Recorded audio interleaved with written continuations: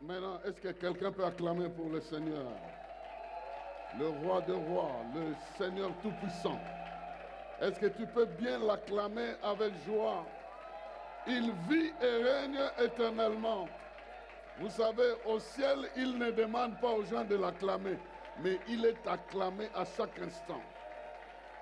La dignité de sa gloire, l'éclat de sa gloire attire l'adoration automatique de ceux qui sont autour. Et nous l'adorons et nous l'aimons. Veuillez vous asseoir, que Dieu vous bénisse. Nous sommes toujours dans notre sujet de cette année. Si tu connaissais les choses qui sont préparées pour ta paix. Et aujourd'hui, nous voulons parler du don de la paix. En fait, Dieu veut te faire don de la paix. Quel que soit le problème que tu as, tu peux recevoir un don de la part de Dieu. Le don de la paix. Je suis venu proclamer ce don et je suis venu aussi communiquer ce don de la paix dans le cœur de quelqu'un qui semble être troublé à cause de différents problèmes. Alors, je vais vous demander de lire avec moi. Nous trouvons Luc chapitre 2. Vous allez dire, mais maintenant nous sommes à l'époque de Noël. Non, non, allons-y. Luc chapitre 2. Luc chapitre 2, nous lisons à partir du verset 6. Luc chapitre 2 à partir du verset 6. Il est écrit, or, durant leur séjour à Bethléem, arriva le moment où Marie devait accoucher. Elle mit au monde un fils, son premier-né. Elle lui mit des langes et le coucha dans une mangeoire parce qu'il n'y avait pas de place pour eux dans la pièce réservée aux hôtes. Dans les champs environnants, les bergers passaient la nuit pour garder les troupeaux. Un ange du Seigneur leur apparut et la gloire du Seigneur resplendit autour d'eux. Une grande frayeur les saisit. Mais l'ange leur dit, n'ayez pas peur. Je vous annonce une nouvelle qui sera pour tout le peuple le sujet d'une grande joie. Un sauveur vous est né aujourd'hui dans la ville de David. C'est lui le Messie, le Seigneur. Et voilà à quoi vous le reconnaîtrez. Vous trouverez un nouveau-né dans ses langes et couché dans une mangeoire. Tout à coup apparut aux côtés de l'ange une multitude d'anges de l'armée céleste qui chantaient les louanges de Dieu. Gloire à Dieu au plus haut des cieux et paix sur la terre aux hommes qui l'aiment. Amen. Quelqu'un veut dire Amen, très bien. Gloire à Dieu dans les lieux très hauts, mais sur les hommes, sur la terre, il y a la paix. Il y a la paix.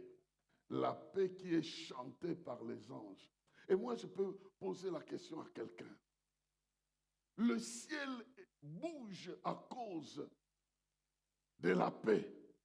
Il y a la présence de quelqu'un qui va amener la paix.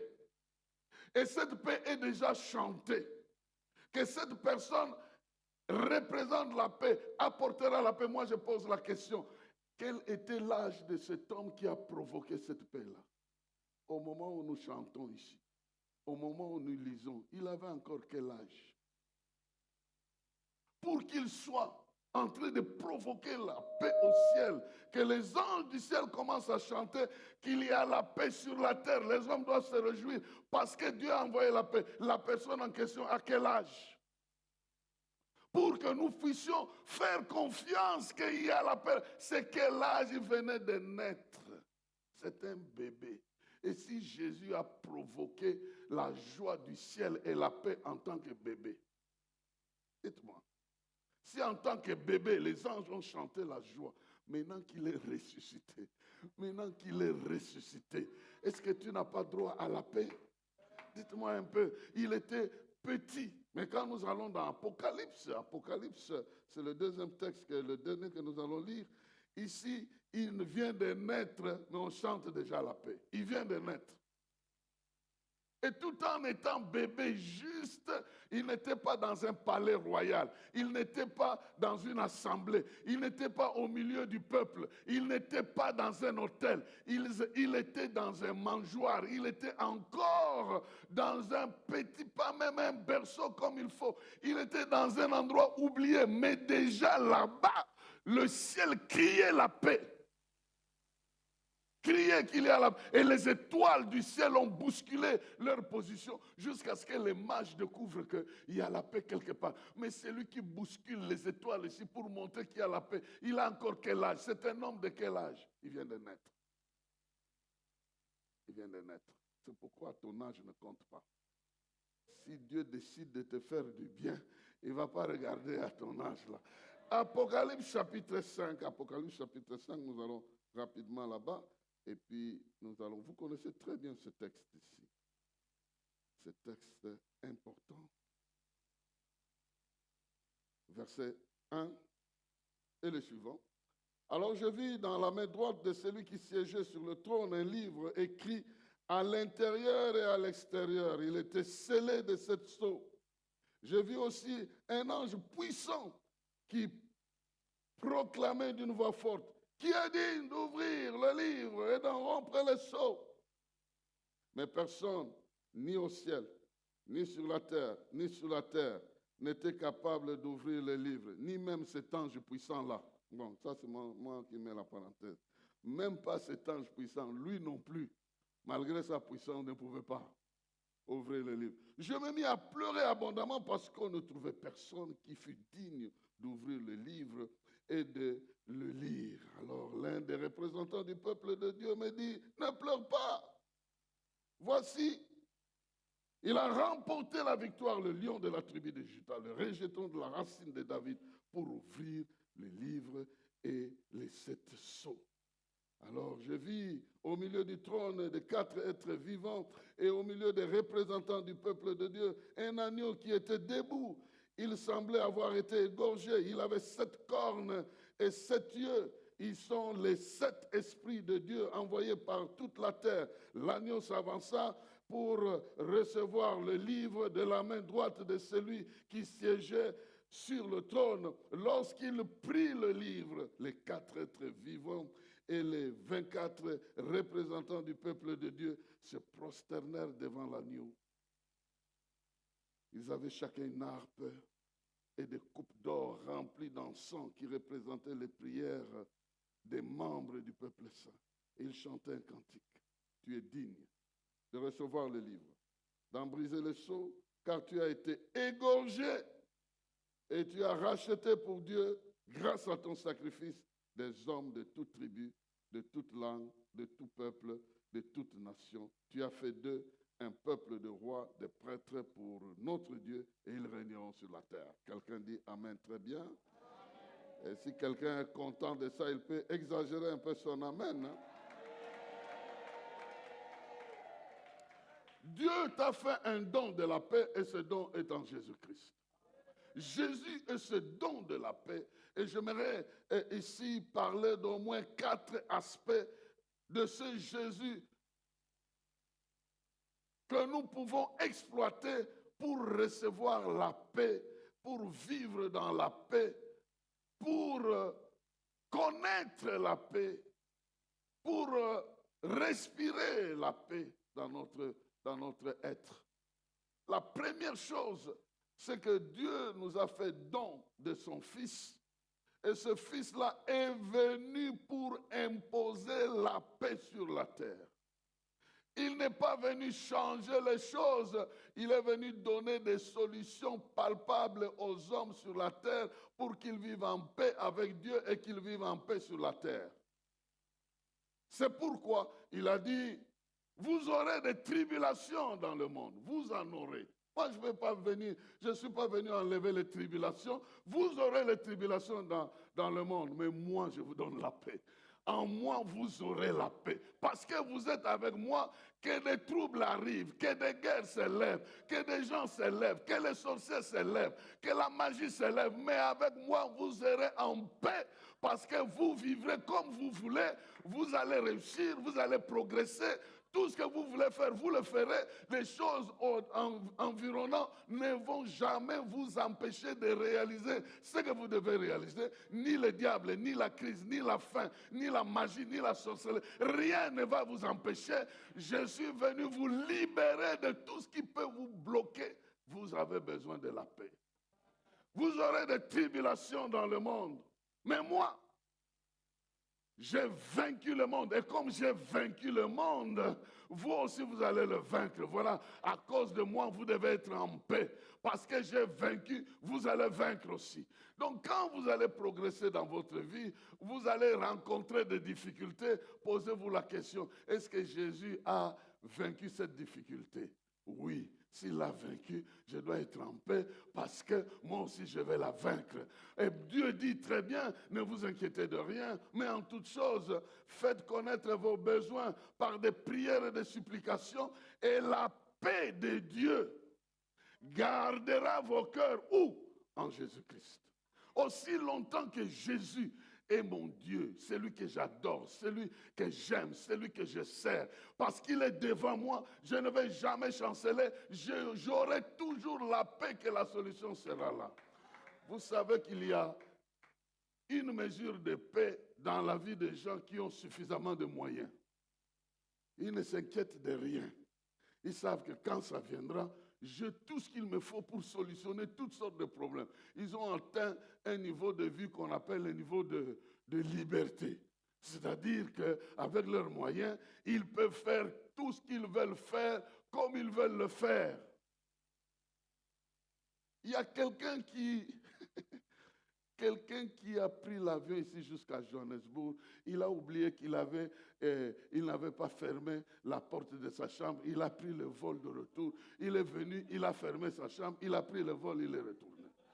Donc, ce que je vous dis là, vous pouvez prendre comme une blague. Et il voyage là en business, il paye beaucoup d'argent. Il a oublié. Mais il est libre de le faire. Vous pouvez dire tout ce que vous voulez. Il y a un certain niveau d'aisance de la vie où les gens sont libres de penser $1 million pour fêter un enfant à coulis. C'est un enfant qui a atteint un certain âge. Il y a un baptême de confirmation, baptême de tout ça, mention là et tous les mentions là. Et puis, on fête. Qu'est-ce que vous voulez? Vous pouvez le haïr. Vous pouvez le critiquer. Vous pouvez faire, ça c'est sa liberté. Et si l'argent peut amener les gens là-bas, à un moment donné, l'argent te dira, quand la mort vient frapper, je peux payer combien? Rien. Non, l'argent et tout ça, ça te dira, moi je m'arrête ici. Il y a quelqu'un à qui on a posé la question, je suivais l'interview, il dit, pourquoi tu aimes quand tu entres dans un hôtel, tu aimes toujours prendre une très grande chambre? Il dit, mais parce que je vis. Le jour où je mourrai, on va me donner 1 mètre sur, je ne sais pas, 2. Là, je ne vis plus.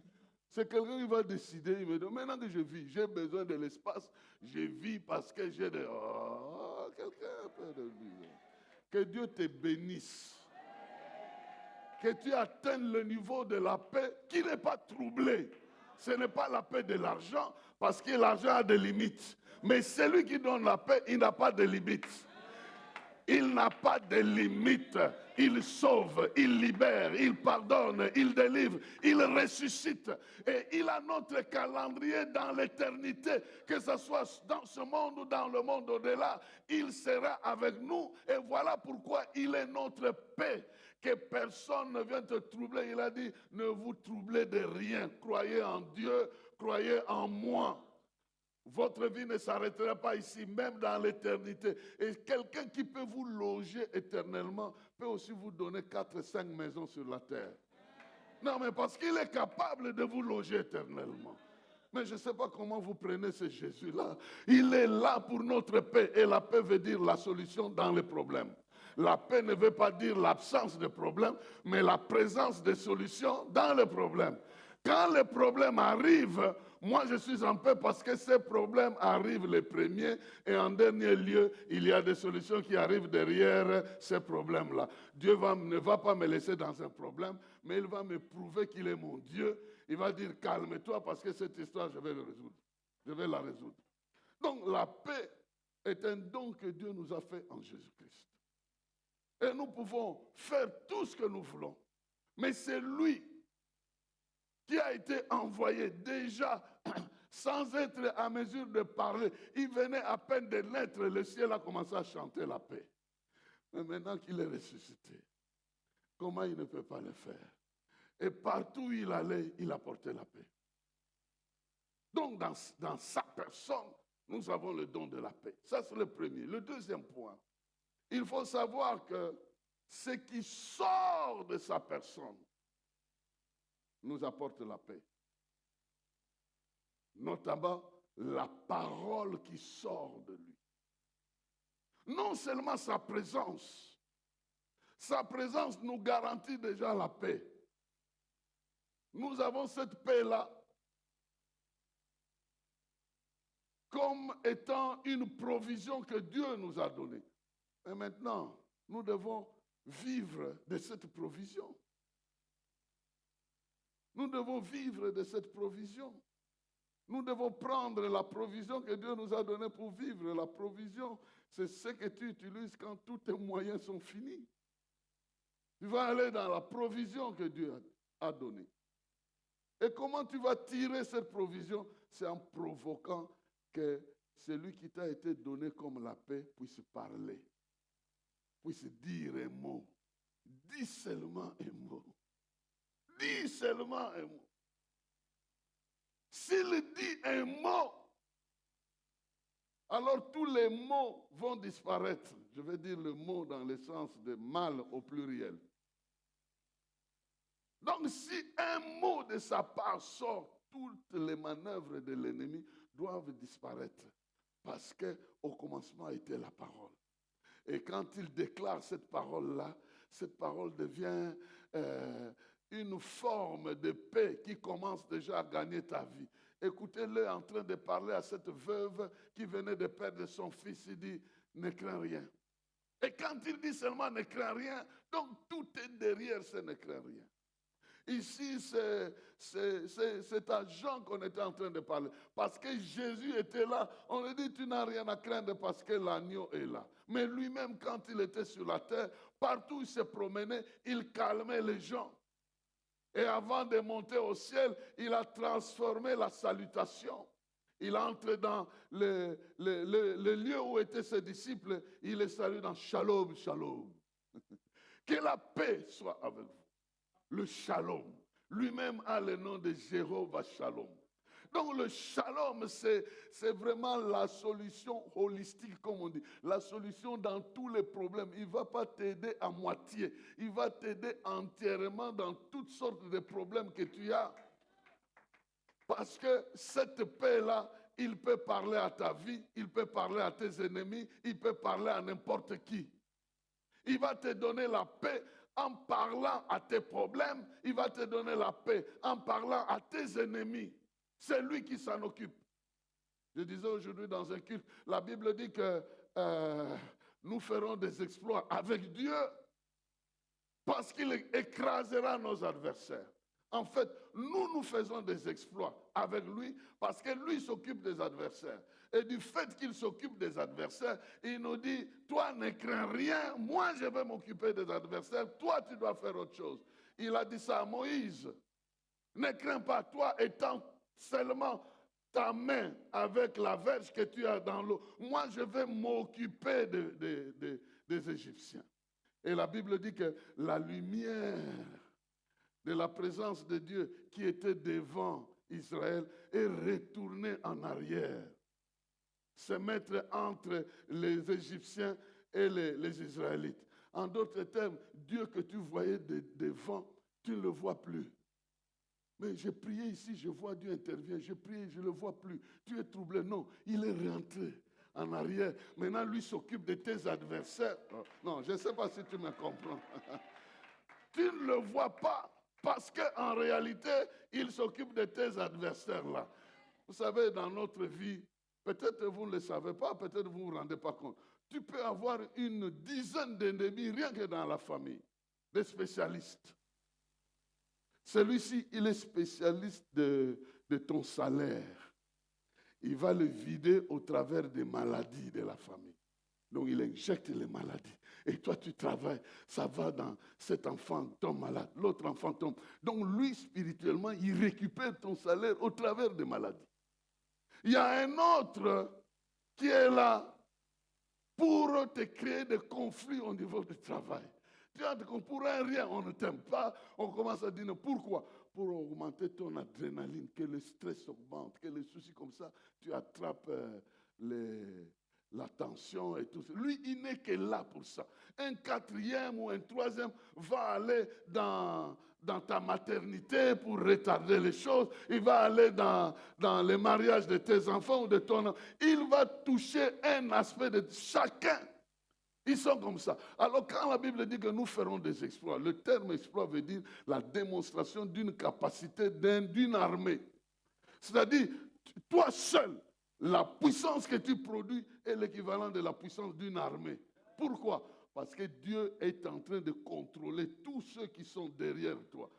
Par ta simple prière, tu cries à Dieu, il largue des bombes à tous ces enfants-là, à tous ces mercenaires-là. Et du coup, ta situation change. Il a détruit 10 sorciers que tu ne connaissais pas au même moment. Et toi, tu as déployé une puissance équivalente à celle d'une armée parce que Dieu est intervenu. Mais il te dit, calme-toi, laisse-moi cette affaire-là. Occupe-toi de m'adorer. Adore-moi seulement. Et puis moi, je vais m'occuper du reste. Parce que l'adoration me provoque dans ma manière de réagir devant ceux qui m'adorent. J'ai créé quelqu'un avec la spécialité de m'adorer, il m'a fui. Il s'est révolté contre moi. Il est allé avec tout ce que j'ai investi en lui en tant qu'adorateur. Il a fui avec. Mais Dieu pouvait lui enlever, il l'a laissé avec. Il y a une dame qui me parlait, elle est musicienne, elle dit, elle a aimé la musique du monde parce que le premier jour qu'elle a vu le diable était là chantant toutes les voix, jouant tous les instruments seul. Vous pouvez entendre tout un orchestre lui-même. La batterie, les chansons, lui, tout ça. Dit, ah, ça c'est vraiment extraordinaire. Je vais le servir. Moi, je lui dis, Dieu l'a créé comme ça pour l'adorer lui. Lui, il a fui avec. Mais maintenant, il fait quoi avec? Il est en train de gaspiller ça. Parce que cela devait servir à louer. Il était le seul être comme ça. Les autres que nous voyons là, on ne dit pas d'eux qu'ils sont capables de produire de tels. Lui, il a fui avec. Mais Dieu n'a pas carence d'adorateurs. Il vient fabriquer les adorateurs parmi les hommes. Des gens qui avaient des problèmes jusqu'à mourir, il vient les sauver. Et dans ce salut-là, il dit non mais Dieu est formidable. Il m'a donné la paix alors que j'étais troublé, alors que j'étais environné des adversaires. J'ai crié, loué soit l'Éternel. Et je suis délivré de mes adversaires parce qu'il largue sa puissance lorsque la louange est élevée. Celui qui loue, c'est qu'il est déjà en paix. Celui qui n'est pas en paix ne peut pas louer, il va commencer à réclamer la paix. Mais celui qui loue Dieu a déjà atteint un niveau de la foi que tout va aller très bien, même si ce que je vois n'est pas ce que je veux avoir. Jésus est cette source de paix que Dieu nous a donnée. Il est venu, il a démontré tout en étant enfant. Il a manqué un endroit pour naître correctement, mais ça n'a pas empêché sa naissance. Il a manqué une identité correcte, mais il a été adopté par Joseph. Lui était le fils de David, mais c'est Joseph qui l'a adopté. Est-ce que vous savez ça? C'est par adoption qu'il est le fils de... Il a été adopté. Il a été adopté. Mais qu'est-ce que ça a changé? Il a été contesté. Dis-toi, tu es le fils de Joseph. Il dit, qu'est-ce qui est plus difficile? De dire tes péchés te sont pardonnés ou de dire au malade, prends ton lit, pars. Afin que vous sachiez que moi, je suis comme ça, là. Il demande au malade de partir et tout le monde se tait. Non. on ne peut jamais te contester aujourd'hui. Avec Jésus, tu as le droit de prouver que tu es quelqu'un, et tu es quelqu'un qui existe, et tu es quelqu'un qui doit faire exister la paix partout où tu es. C'est pourquoi nous sommes appelés enfants de la paix. Parce qu'avec lui, nous avons la paix et nous imposons la paix là où nous entrons. C'est ça qu'il a même donné à ses disciples. Vous allez partout, vous allez, quand vous entrez dans une maison, provoquez d'abord que la paix soit dans cette maison-là. Donc cette paix que Dieu nous a donnée, elle nous a donnée en Jésus. Et nous l'obtenons par les proclamations de Jésus. Si nous obtenons la parole, nous cherchons la parole. Nous voulons écouter ce que Dieu veut que nous fassions. Dans cette démarche, il va nous parler. Et quand il va nous parler, nous aurons la révélation de ce que nous devons faire. Il va nous dire, ne t'inquiète pas, fais ceci. Ne fais pas cela, fais. Nous ne le cherchons pas. Le problème avec nous, c'est à ce niveau-là. Mais il est écrit, invoque-moi et je ferai quoi? Je te répondrai. Je t'annoncerai des choses cachées que tu ne connaissais pas. Même ces choses qui concernent ta paix. Il va te les révéler. Il ne va pas passer le temps en train de révéler le nombre de sorciers qui t'attaquent. Non. Il va te dire ce qu'il faut faire. Parce que l'attaque là, c'est son problème. Il a dit aux Israélites, moi je m'occupe des Égyptiens. Vous marchez, progressez, partez. Ne vous occupez de rien ici. Laissez-moi m'occuper de... Aujourd'hui, nous avons des spécialistes. Il va te voir, ah, je vois une main noire dans ta vie.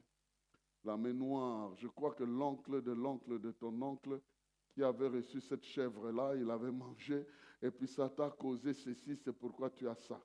Et alors? Maintenant, tu me dis ça, ça change quoi?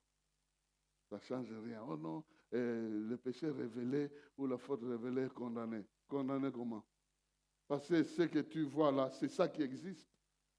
C'est seulement ce que Dieu va te révéler à faire. C'est ce qui sera une puissance pour condamner ce que tu connais là. Mais certains d'entre nous, oh oui, on m'a révélé, hein, c'est mon oncle. Qu'est-ce que tu as fait? Non, à partir de ce moment-là, tu vas commencer à avoir la haine, tu vas commencer à avoir la colère, tu vas commencer à avoir la peur. Ça n'a rien à voir avec ta paix. Tu es même troublé avec ça. Je parle à quelqu'un ici. Mais même alors, quand on te dit ça, dit non, moi je veux savoir qu'est-ce que Dieu veut que je fasse. Il va te dire, prie pendant un jour, prends une offrande, va donner à l'église et considère que ce problème est terminé. C'est fini. Là, tu as trouvé la voie qu'il faut. Et la révélation de Dieu, c'est ça que nous devons chercher, qui doit nous guider comment, quel acte nous devons poser pour arriver à cette paix-là. Et quand vous lisez le passage d'Exode chapitre 14, vous allez voir qu'au verset 16, Dieu est en train de dire à Moïse, étends ton bâton de ton côté, étends ton bâton de mon côté, je vais m'occuper des Égyptiens. C'est là que la solution arrive. Qu'est-ce que tu dois faire de ton côté? Tu sais qu'il y a les ennemis, tu sais qu'ils te menacent, tu sais qu'ils ne t'aiment pas. Et la Bible dit que quand Israël est parti, l'Égypte a changé d'avis. Les Égyptiens ont changé d'avis. Qu'est-ce que nous avons fait là? Nous avons fait partir les Israéliens, mais nous allons manquer la main-d'œuvre. Il faut le poursuivre. L'ennemi changera toujours d'avis devant toi. Oh non, mais Nazaki Naït. Nazaki coûte facture. Ayebsanga un problème exact. Nazaki facture n'a rien repêché. Il y a les balles. Mais Batikalissima, ils ont changé d'avis. Ils ont changé d'avis. Quand tu es là, ils changent d'avis. Quand tu pars, ils changent d'avis. Mais Dieu ne change pas d'avis. Dieu qui est pour toi ne changera pas d'avis. Que eux, devant toi, ils sont faibles, ils disent une chose. Derrière ton dos, ils changent. Ça, Dieu, il va s'occuper d'eux. Toi, tu considères ce qui est devant toi parce que Dieu t'a parlé, parce qu'il a sorti sa parole, parce que tu as reçu la révélation et tu dois marcher sur cette révélation parce que la paix est cachée dans la révélation de la parole. Quand il te révèle la parole, tu as cette parole révélée par Dieu et c'est ça qui te donne la victoire. Ce n'est pas simplement ce que l'ennemi est en train de faire qu'on a révélé. Ça ne suffit pas. Il faut que Dieu te donne une révélation par rapport à ce que tu dois faire. C'est ce que tu dois faire qui va annuler ce qu'eux ont fait. Mais si tu n'as que la révélation de ce qu'eux ont fait, tu vas rester dans le trouble. Il faut que tu reçoives la révélation de ce que tu dois faire et comment tu dois le faire. En ce moment-là, tu t'engages, tu es dans la paix. Qu'il en soit ainsi. La troisième chose, c'est que Dieu te transforme toi-même en un instrument de paix. Et c'est ici que j'aimerais dire que Dieu veut faire de toi un don de paix pour les autres. Dieu veut que tu atteignes un niveau de paix. Pas un foudroyeur de gens par des différents problèmes. Là où tu arrives, il n'y a que des problèmes. Il y a même des gens qui t'évitent dès qu'ils savent dire ah, donc, non, mais tu peux devenir une personne de témoignage. Et moi, je déclare aujourd'hui que Dieu veut rendre ta vie une vie de témoignage. Qu'au nombre de problèmes que tu as eus, au nombre de paix que Dieu va te donner, au nombre de témoignages que ta vie doit avoir. Dans cette dimension-là, qu'il y ait une paix à chaque problème, une paix à chaque problème. Pourquoi? Parce que Dieu ne s'est pas limité à Jésus, son Fils. Il a communiqué l'esprit de paix qui était en Jésus dans la vie de tous ceux qui appartiennent à Jésus-Christ. Et dans cette dimension-là, c'est là qu'il les envoyait. Vous entrez dans la maison de quelqu'un qui vous reçoit. Qu'est-ce que vous faites? Vous proclamez la paix dans cette maison-là. Et aussi longtemps que vous êtes dans cette maison-là, il y aura la paix. Pourquoi? Vous serez capable de m'invoquer et j'interviendrai. Vous serez capable de me chercher, je me révélerai. Vous serez capable de faire, je le ferai. Et parce que je serai là avec vous, la paix sera garantie. Dieu veut étendre cette paix. Il ne veut pas que la paix soit un slogan ou quelque chose que les gens doivent aller trouver, mais il faut que la paix soit des hommes. Que la paix devienne les hommes de paix. C'est pourquoi il est écrit heureux ceux qui procurent la paix. Non, pas ceux qui cherchent. Ceux qui procurent la paix. Ils seront appelés fils de Dieu. Heureux ceux qui procurent la paix. Et même la Bible dit qu'aussi longtemps que cela dépend de vous, soyez en paix avec tout le monde. Et dans cette dimension-là, vous pouvez décider que quelque chose devienne un problème ou que ça ne cesse d'être un problème. Vous pouvez décider. Quelqu'un vient vous provoquer, vous décidez si ça doit être un problème, vous créez le problème, tout comme vous pouvez annuler ça, vous oubliez. Vous voyez, on vous a dit ici qu'on a fermé le centre à cause de 200 000 francs. Je pouvais provoquer un problème. Ça allait être un grand problème. J'ai regardé, j'ai dit, c'est un malheureux qui a fait ça. Un malheureux. Quel est son sort? Non, on l'a déjà arrêté, on l'a chassé du boulot. J'ai dit, je ne veux pas qu'il ait mon nom sur ses lèvres pour dire, type, il a fait qu'on me chasse du boulot. Non, pas du tout. Mais vous pouvez créer des problèmes à quelqu'un. Tout comme vous pouvez décider de la paix. Vous pouvez créer des problèmes à quelqu'un qui vous a tellement offensé que vous pouvez décider de pardonner et de continuer votre... Le choix est à vous. C'est pourquoi on dit heureux ceux qui procurent la paix, ceux qui donnent la paix, ceux qui décident d'imposer la paix dans cette situation-là. Dieu va vous considérer comme son fils. Parce que la Bible dit, alors que nous étions des pécheurs, Jésus est venu mourir pour les pécheurs. Pourquoi? Pour créer la paix. Pour créer la paix entre les hommes et Dieu. Dieu a pris la place du pécheur. Il est mort pour sa place. Il a justifié ses péchés. Voilà pourquoi nous sommes en paix avec Dieu à cause de ce sacrifice-là. Mais vous regardez, la personne qui a fait ce sacrifice est adorée au ciel. Mais maintenant, imaginez-vous. Est-ce qu'un agneau peut aller prendre un livre en train de le lire? Un agneau. Oh non, l'agneau. Imaginez-vous un agneau. Il a d'abord 7 cornes, l'agneau. Et puis on dit, il va prendre le livre. Wapi maboko. L'agneau va prendre le livre. Et l'agneau va le lire dans quelle langue? Non.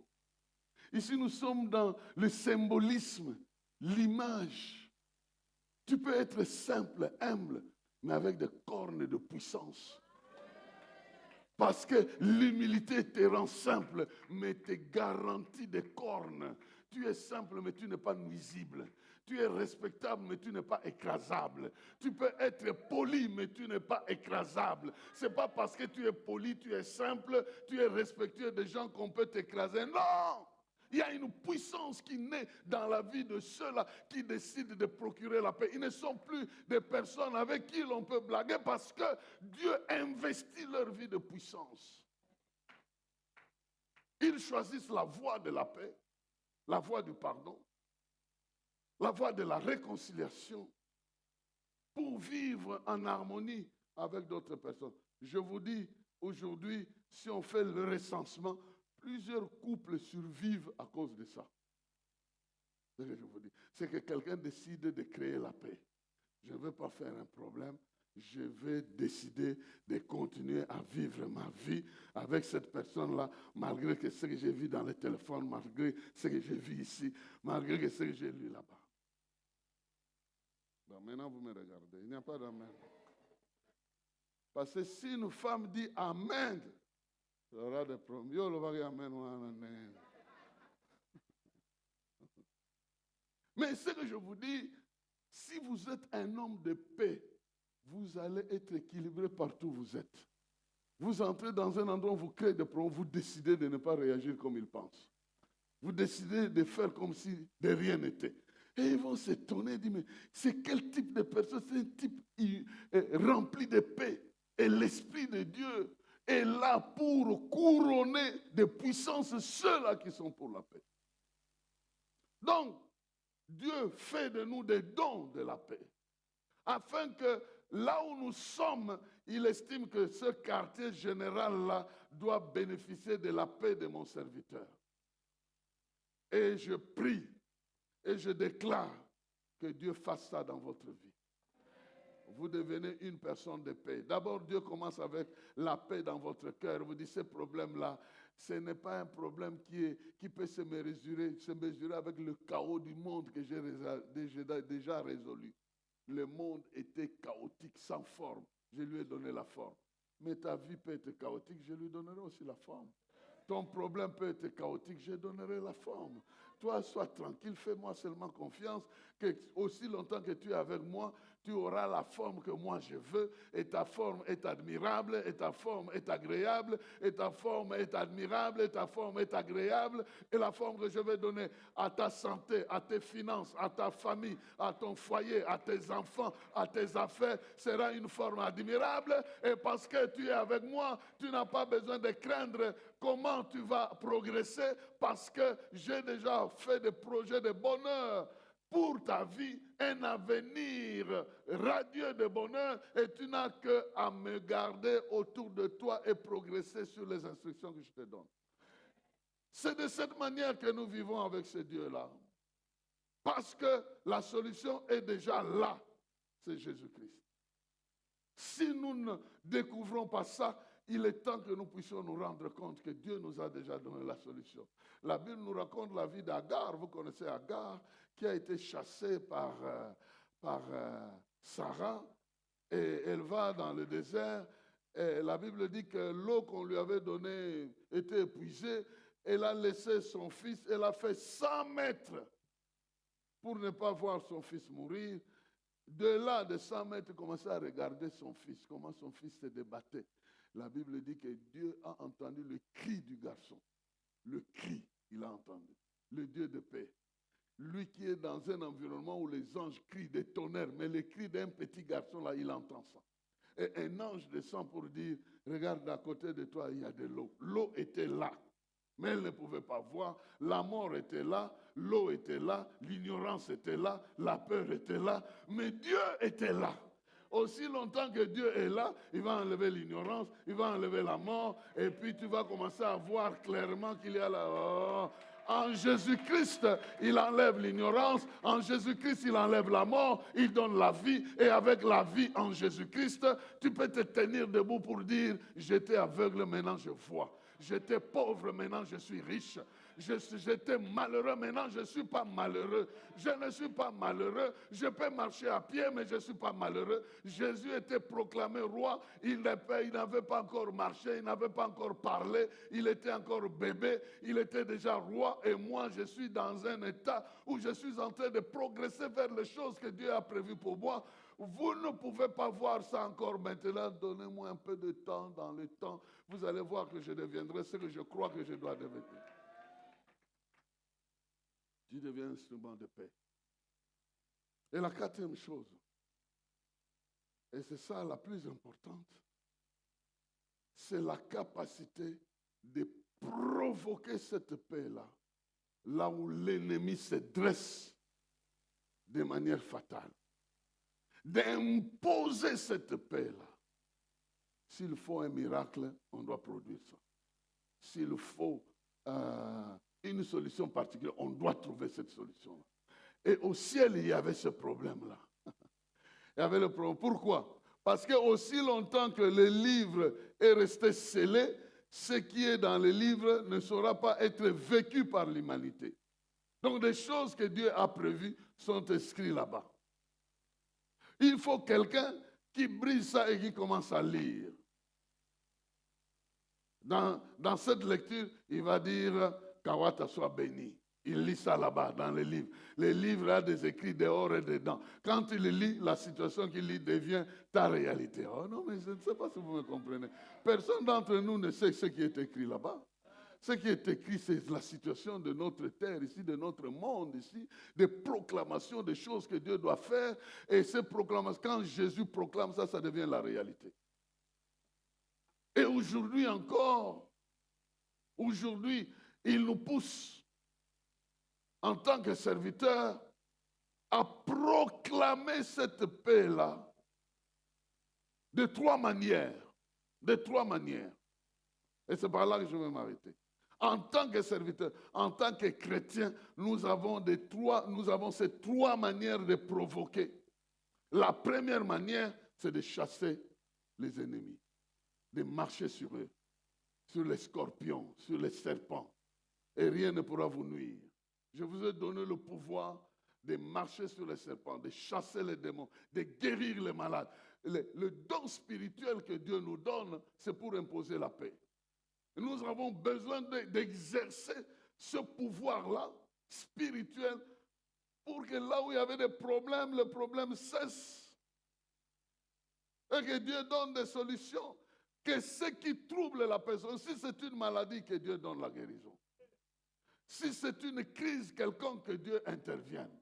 Donc de cette manière-là, nous sommes en train d'exercer l'autorité de Dieu sur des problèmes que les gens possèdent afin que Dieu se manifeste dans leur vie.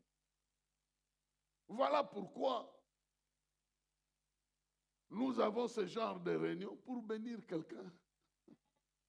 Donc ce que nous déclarons ici, c'est la vérité. Pourquoi? Parce qu'il y a aussi ton grand-père qui a déclaré sur toi. Et si ce que le grand-père a déclaré est en train de s'accomplir, parce qu'il y a des esprits qui travaillent derrière les paroles. Si ton grand-père te maudit, automatiquement des esprits de malédiction vont t'accompagner. Quelle est la nature de cette malédiction-là? Que tu n'auras jamais le travail. Ces esprits vont aller. Là où tu places la demande, ils vont intervenir dans la vie de décider de ne les prenez pas. On ne te prend pas. Ça fonctionne comme ça. Mais tu viens à l'église, on te bénit. Cette bénédiction change les conditions de la malédiction de l'autre là, parce que tu es béni. Alors, si le diable utilise un homme pour te maudire, Dieu aussi utilise un homme pour te bénir. Oh, je ne sais pas si vous comprenez ça. C'est comme ça que Dieu a recommandé à Moïse en disant, vous allez déclarer ces choses ici sur mes enfants, que l'Éternel te bénisse, qu'il te garde, et moi-même je vais m'occuper du reste. Donc Dieu nous a donné un pouvoir que nous devons exercer pour imposer la paix, pour que Dieu intervienne dans la vie de ceux-là qui sont en train de souffrir. La Bible même dit, lorsqu'on entraîne les gens à la mort, sauve-les. Si tu dis à moi, je ne pouvais pas, est-ce que Dieu ne sait pas que tu as la capacité de le faire? Par ta simple prière, tu peux bloquer les envoûtements dans ton quartier. Aussi longtemps que tu es là, il y a des choses qui n'arriveront pas. Mais tu dois être conscient que tu es l'homme de paix à ce niveau-là. Que Dieu t'utilise. Que tu cesses d'aller chercher la paix, que tu deviennes la personne même qui incarne la paix de Dieu là où tu es. Et si Dieu fait de toi, la deuxième chose c'est ça, si Dieu fait de toi un homme de paix, ce n'est pas simplement spirituel, mais il doit te bénir aussi matériellement pour que tu apportes la paix matériellement. Oh, je ne sais pas si vous comprenez. Maintenant, quelqu'un a faim. Ce n'est pas un problème d'aller prier pour que automatiquement il soit rassasié. Non, il faut lui donner à manger. Donc, Dieu veut que tu sois cette personne-là. Non seulement tu détiens le pouvoir spirituel, mais le pouvoir matériel, financier, matériel. Que tu aies quelque chose. Que tu ne pries pas seulement, que tu donnes aussi. Et que la personne sait que tu as donné.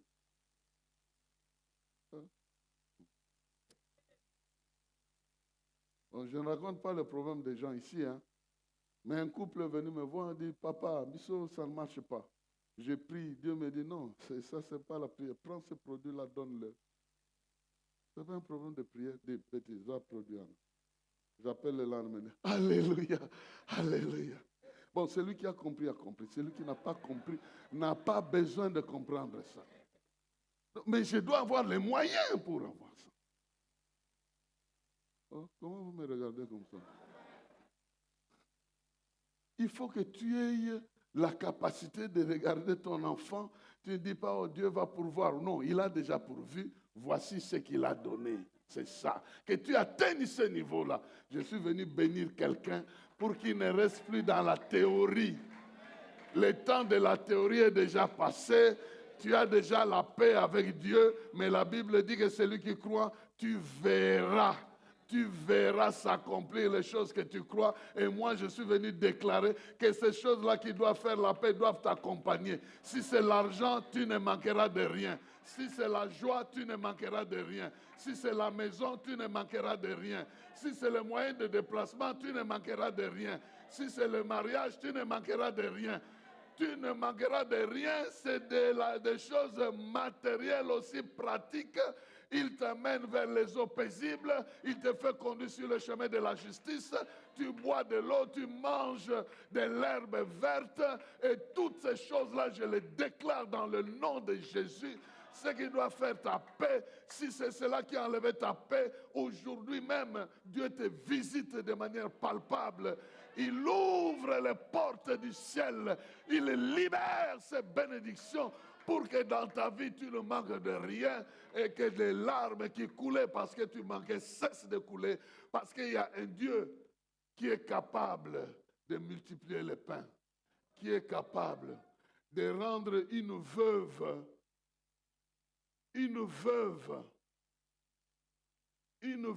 capable d'inonder les marchés avec l'huile sans avoir une usine. Je ne sais pas si vous me comprenez. Une veuve capable d'inonder les marchés avec l'huile sans avoir l'usine. Vous connaissez cette veuve-là. Le mari l'a laissée avec une dette. Mais l'huile qu'elle a vendue a aidé non seulement de régler la dette, mais l'homme de Dieu lui a dit, le reste tu vivras avec tes enfants. C'est-à-dire que ça ne va pas se terminer. Elle avait quelle usine? Rien. Elle avait quelle quantité au départ? Une petite quantité d'huile. Elle a payé ça d'où? On ne sait même pas. C'est juste une quantité pour se oindre. Mais Dieu est intervenu dans son affaire. Oh, que ce Dieu-là est formidable. Que Dieu intervienne dans ta vie comme il t'identifie comme un homme de paix. Oui, qu'il t'apporte aussi tout ce qu'il faut pour donner la paix. Il y a des orphelins pour lesquels la paix ne veut pas dire Ayego Talabiso. Non. Tu vas les visiter et puis tu les bénis, Zamba Sungabino, tu rentres. Ils vont te maudire. Ils veulent avoir les habits, ils veulent manger, ils veulent ceci. Tu leur apportes. Que Dieu mette dans ta main les symboles de cette paix-là. J'entends beaucoup de gens qui souffrent dans leur cœur, qui ont des projets, qui ont envie de dire, si tu me faisais ceci, voici ce que je vais faire. Dieu va faire ça pour toi. Dieu va te saisir la main, il va t'ouvrir les moyens, il va te donner. Et parce que c'est la paix que tu cherches, il te dotera des moyens pour que tu deviennes comme David. Il est devenu roi, il dit, y a-t-il encore quelqu'un dans la maison de Saül pour que je lui fasse du bien? Je suis devenu roi. J'ai tous les moyens possibles. Y a-t-il encore que Dieu t'amène à un niveau où tu cherches des problèmes? Tu cherches des problèmes pour les résoudre. Il y a encore un enfant là qui est en train de chômer là-bas. Moi, je vais régler son problème. Il y a encore ceci, cela. Ça, c'est une bénédiction que je déclare dans la vie de quelqu'un ici. Je ne sais même pas où tu es. Que Dieu te bénisse.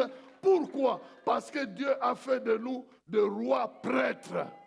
Il a fait de nous des rois. Et quel est ce roi-là qui manque de moyens? Et quel est ce roi-là qui doit aller commander quelque part? Quel est ce roi-là qui doit être mendiant? Ça n'existe pas. Ça n'existe pas. Que Dieu renforce ton royaume. Que ton royaume soit le royaume de paix. Que le pouvoir que Dieu t'a donné soit un pouvoir qui produit la paix spirituellement parce que tu envahis de ton pouvoir les démons, mais la paix aussi matérielle parce que tu envahis des problèmes avec des solutions matérielles. Il en sera ainsi et qu'il en soit ainsi au nom de...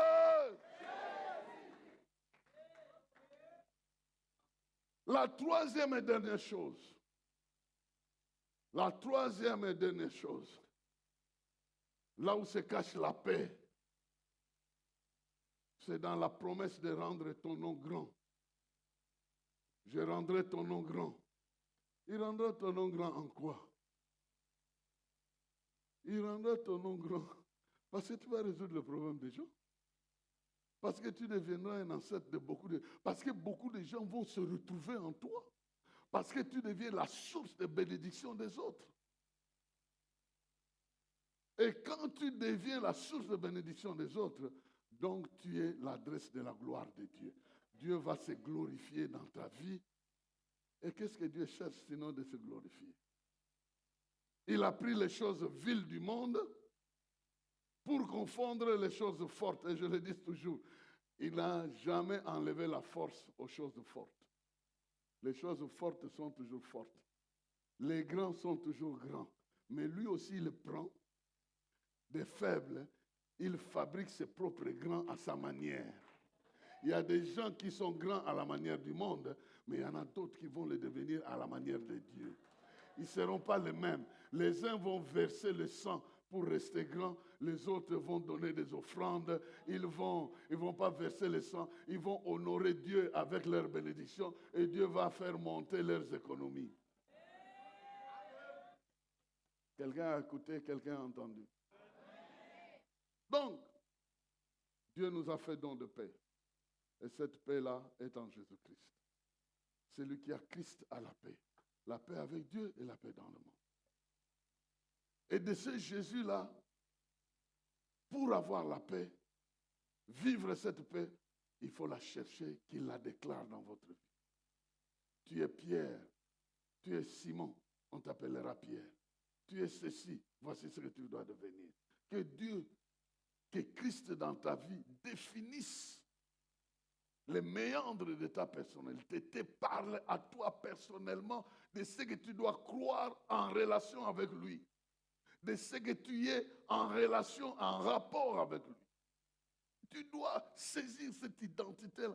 Ça va plus te donner la paix. Tu sauras qui tu es avec Jésus, quelle relation tu as avec lui et comment il te parle. Ça, c'est déjà un secret que quand tu as un problème, il va te révéler ce qu'il faut faire.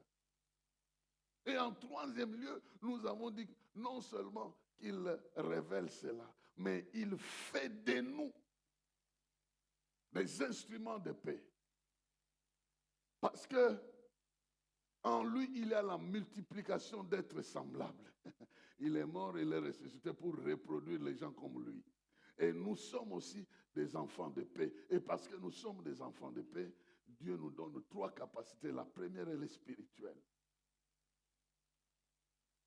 C'est que nous lions sur la terre ciel. C'est nous délions sur la terre et délier au ciel. Nous marchons sur les serpents, les scorpions, afin que rien ne puisse nous nuire. Et même dans la vie des autres personnes, nous sommes dans le droit de le faire.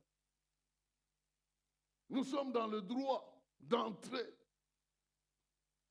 dans d'autres familles et proclamer la puissance de Dieu pour neutraliser les puissances qui sont là. Il y a un frère qui est venu me dire, mon père est mort avec ton nom dans la bouche en train de te maudire. Comment ça? Il dit, mon père, je crois que c'est à Lubumbashi.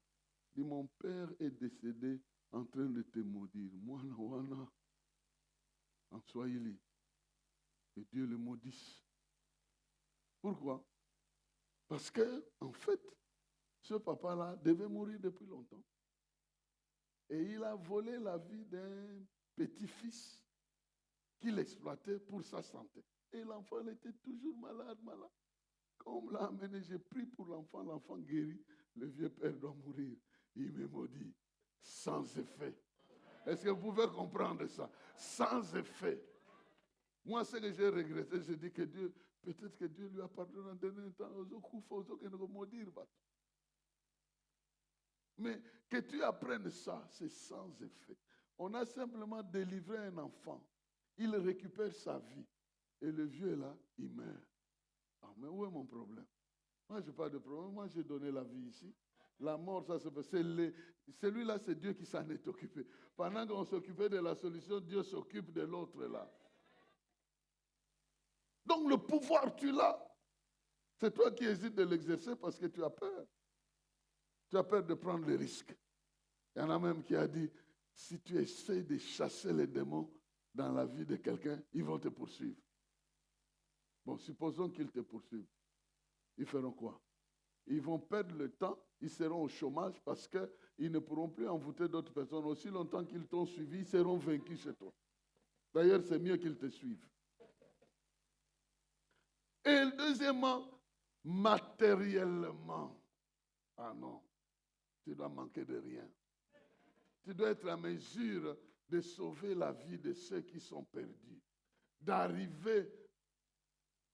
Mais fais même cette prière-là. Il y a quelqu'un qui m'a dit, Seigneur, donne-moi les moyens de te visiter à l'hôpital. Donne-moi les moyens de te visiter en prison. Parce que tu as dit, j'étais hospitalisé, tu m'as visité. Alors donne-moi les moyens. Je ne sais pas si vous comprenez cette prière-là.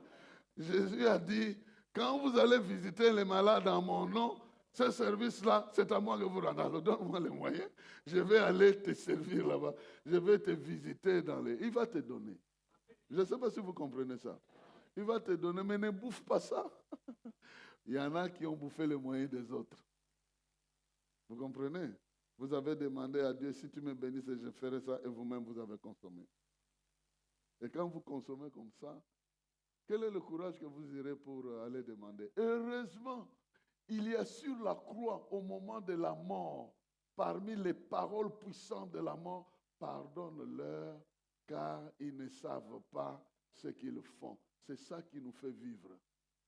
C'est comme ça que Dieu va t'écouter. À cause de cette prière-là, il va te pardonner parce que tu n'avais aucune idée de ce que tu es en train de faire, le danger. Mais que Dieu mette les moyens entre tes mains. Refuse de souffrir dans ton cœur. Tu veux aider les gens, mais tu n'as pas les moyens. Refuse ça. Dis, je ne veux pas souffrir comme ça. Donne-moi ces moyens. Il est un Dieu de moyens. C'est l'enfant qui est en train de crier de soif. Mais Dieu n'a pas donné l'eau à l'enfant.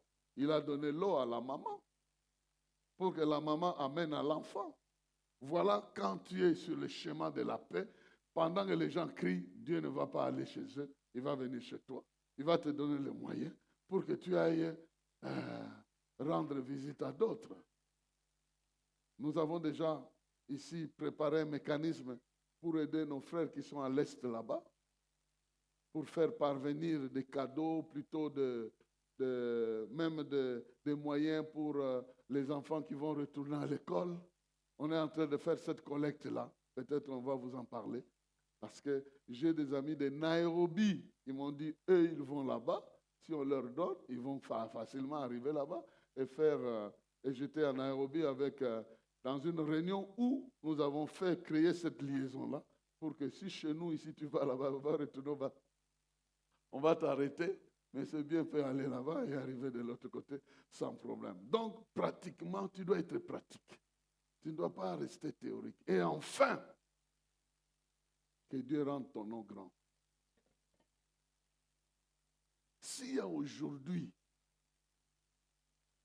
même la laideur qui rend le nom grand,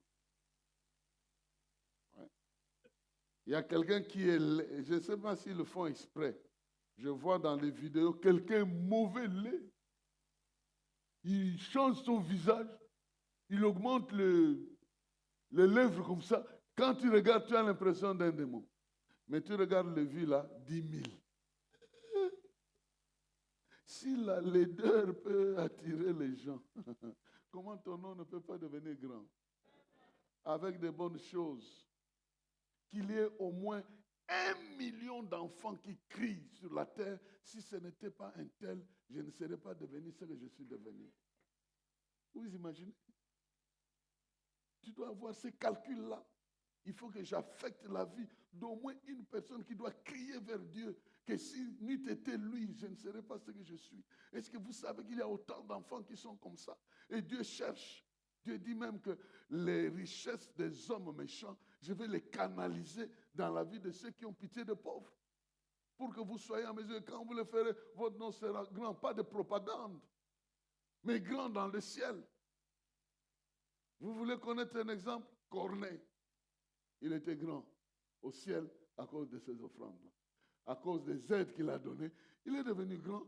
Et les anges sont venus chez lui pour lui annoncer de bonnes nouvelles. Et son identité a été changée chez les Juifs. Les Juifs qui pouvaient le considérer comme un animal impur, Dieu dit, c'est quand je considère quelque chose de pur, vous ne devez pas prendre ça comme impur. Oui, mais c'est toi qui nous as dit que c'est impur. Oui, mais quand ma parole sort et dit que ça c'est pur, même si avant c'était impur, ça devient pur à cause de ma parole. Que Dieu te bénisse. Que Dieu regarde ta vie, qu'il canalise la grandeur de ta vie. Toi qu'on peut négliger, qu'on peut regarder comme nul, comme rien. Mais si une goutte de la bénédiction de Dieu tombe sur le terrain de ta vie, directement les choses changent. Tu commences à avoir tous les moyens qu'il faut, mais cherche à être effectif sur le terrain avec des choses réelles et palpables. Et Dieu va te rendre grand. Et en te rendant grand, c'est lui qui est glorifié. Parce qu'on peut lui poser la question, Seigneur, dans cette ville, toi, tu as combien de millionnaires? Hein? Tu en as combien? Et si on dit, le diable lui peut répondre, il va y répondre très vite, et nous voulons aussi être de ces gens-là sur qui Dieu va dire, est-ce que vous connaissez Job? Est-ce que vous avez vu Abraham? Ce n'étaient pas des pauvres, c'était des gens. Comment vous me regardez comme ça? Dieu veut faire de vous les gens de cette génération. Comme ça, il te regarde sur le terrain. C'est cette génération des gens de paix et que Dieu te bénisse. Est-ce que tu peux te tenir debout? Je sens que l'Esprit de Dieu veut enlever la confusion dans la vie de quelqu'un. Il va enlever la confusion et il veut préparer ta vie comme un terrain de bénédiction, que la paix puisse intervenir et agir dans ta vie, que tu puisses élever ta voix et dire à Dieu, me voici, je viens à toi, tel que je suis. Que ton amour me façonne, que ton amour me libère, que ton amour me transforme, que ta paix règne dans ma vie et que je devienne une femme de paix, un homme de paix. Cette paix-là qui veut dire spirituellement, je garantis la sécurité spirituelle des gens. Cette paix-là qui veut dire matériellement, j'apporte la paix dans la vie matérielle des gens. Cette paix-là qui veut dire dans la ville où je suis, parmi les grands, mon nom s'y figure pour la gloire de Dieu parce que je ne veux pas être dans les oubliettes. Ce que Dieu veut faire, il veut le faire officiellement et dans une grande quantité. Et cette envergure-là me rend aussi puissant parce que Dieu m'a pris de nulle part pour que je devienne quelqu'un de sa part. Élève ta voix. Commence à prier dans ce sens-là.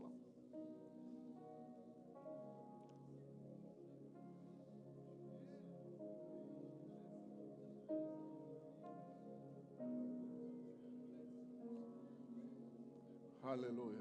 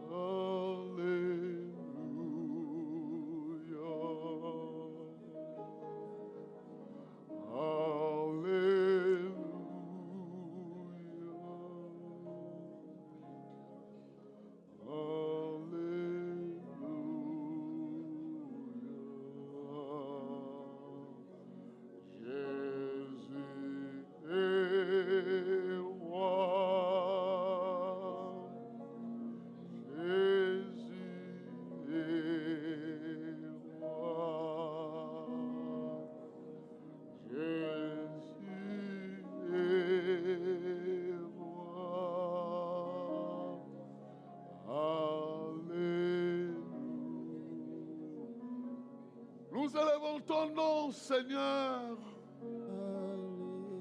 Nous élevons ton nom, Seigneur. J'élève ton nom, j'élève ton nom. J'élève ton nom au-dessus des problèmes, au-dessus des difficultés, au-dessus des hommes, au-dessus des noms des hommes, au-dessus de tout ce qui peut exister. J'élève ton nom, j'élève ton nom, j'élève ton nom.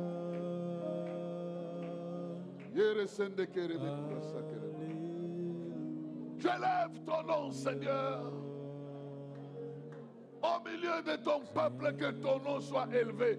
C'est toi qui donnes la paix, c'est toi qui assures la paix, c'est toi qui représente la paix, c'est toi qui multiplie la paix, c'est toi qui crée la paix, c'est toi qui crée les hommes de paix.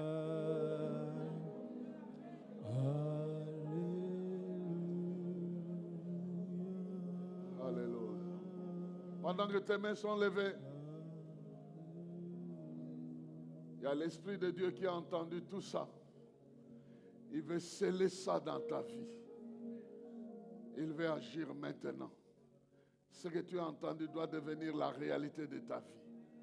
Et le Saint-Esprit vient te remplir pour te donner la possibilité de transférer tout ce qui est passé dans tes oreilles pour devenir une partie de ta vie spirituelle. Parce que sa parole est esprit et vie.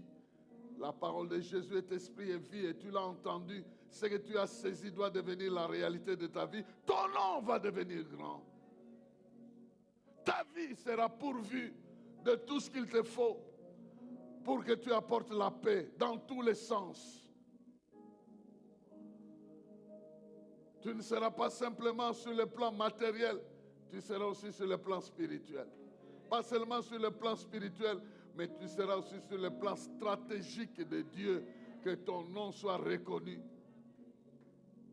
Que ton ministère soit reconnu. Que tes œuvres soient reconnues. Que tes œuvres soient reconnues.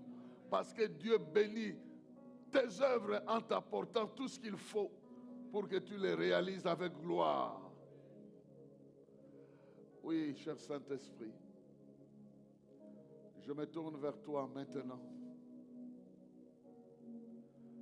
Veux-tu visiter mon frère? Enlève cette masque-là. Enlève ce masque-là. Enlève ce masque-là. Ce masque de confusion. Ce masque de confusion. Pour que mon frère ou ma soeur ne soit plus dans la confusion, mais dans la révélation des choses qui concernent sa paix. Qu'il marche dans l'assurance. Et que la terre soit remplie des œuvres que tu vas lui donner. Et que les bouches affamées disent Dieu nous a visités. Que les malades disent Dieu nous a visités.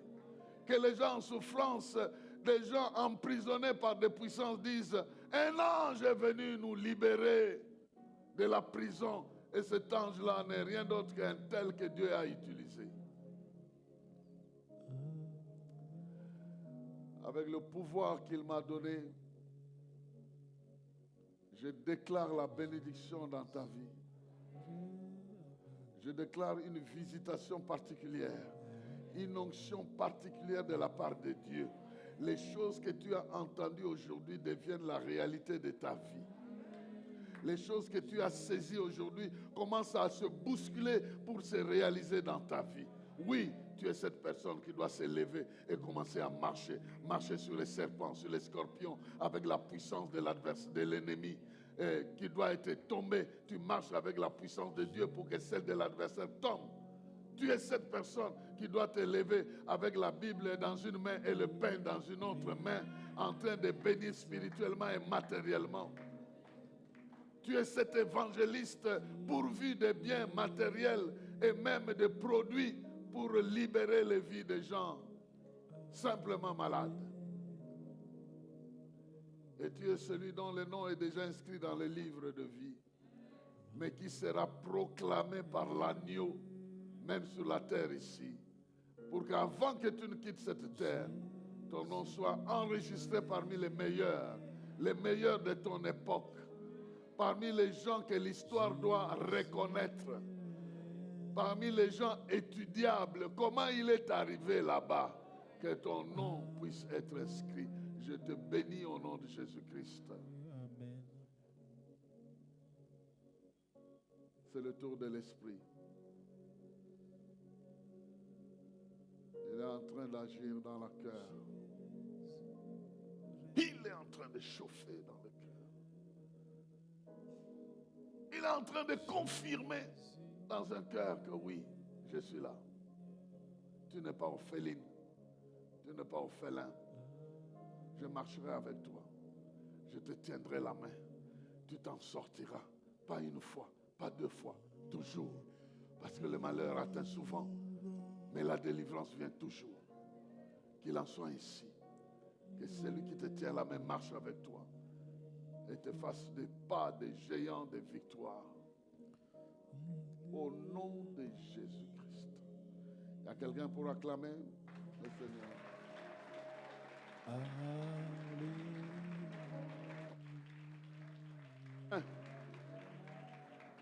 Bien, on me dit que nous avons fini. Que l'Éternel te bénisse et qu'il te garde. Amen. Que l'Éternel fasse briller sa face sur toi, qu'il t'accorde sa grâce. Amen. Que l'Éternel tourne ses regards vers toi, qu'il t'accorde la paix. Amen. La paix en Jésus-Christ. Amen. Et que tu deviennes aussi cette personne de paix multipliée dans la société. Au nom de Jésus. Amen. Amen. Bien, bonne soirée à tous. Bonne soirée à tous.